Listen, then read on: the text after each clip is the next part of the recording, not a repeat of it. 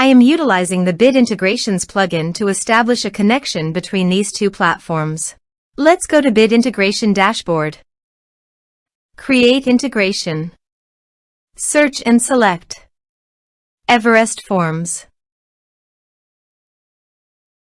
Select a form. Next, search and select an action. Registration.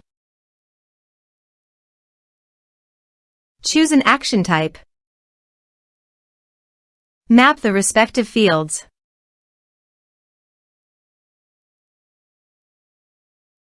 You can send notifications by checking the box.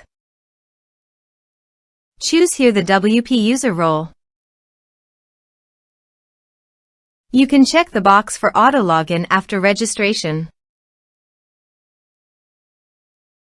You can also map here meta field. Here are advanced features in conditional logic. If you want, you can use it for your own requirement.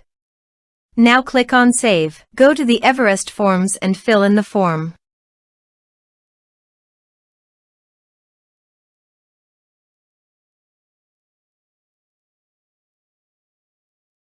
Submit it. Form submitted successfully. Now go to the user's dashboard.